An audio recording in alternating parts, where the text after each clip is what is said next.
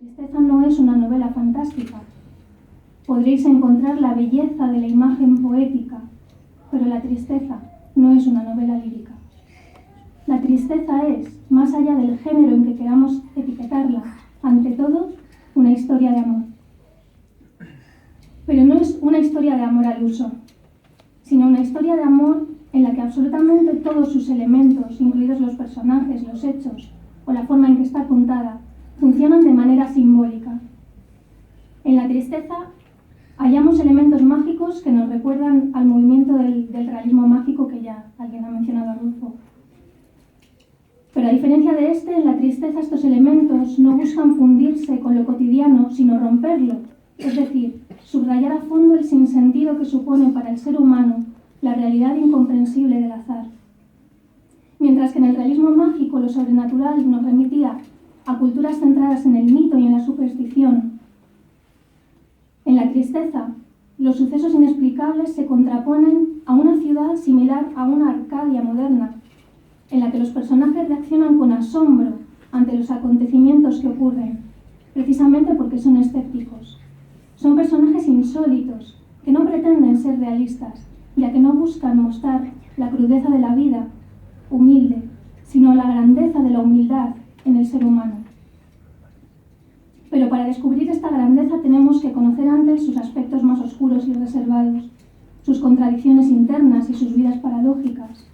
Así, podemos encontrar, por ejemplo, tanto a un tabernero con un pasado de pirata, como a un pescador que lee a poetas latinos, y muchos otros personajes maravillosos que viven en esta pequeña ciudad, en la que todos los ciudadanos tienen acceso a la cultura, pero a la que a la vez reniega del mundo exterior.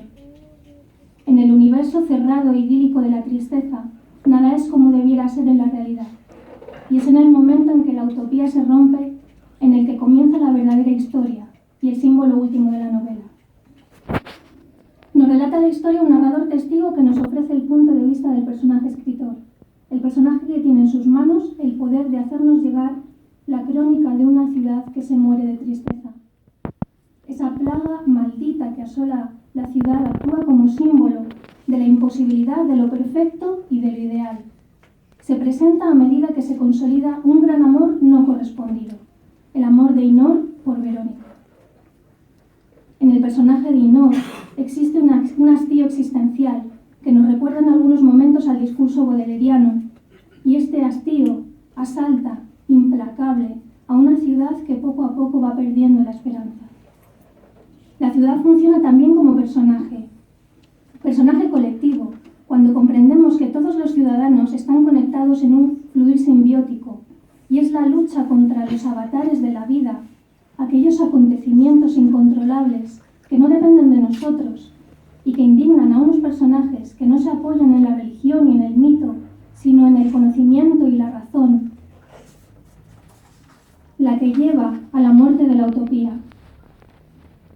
He aquí la mayor contradicción humana que simboliza la tristeza y la duda que nos plantea. ¿Es suficiente la fe en el ser humano para encontrar un sentido a la pérdida, a la muerte, a la violencia o a la injusticia? La respuesta está probablemente en cada uno de nosotros.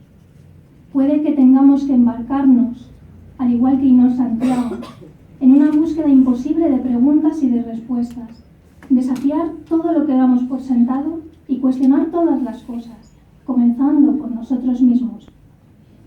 Pero mientras hacéis vuestra propia búsqueda personal, os invito a que leáis La tristeza y que os dejéis invadir por su magia y por su poeticidad. Y así podréis descubrir, si cabe, un lugar para la esperanza entre los personajes de esta historia.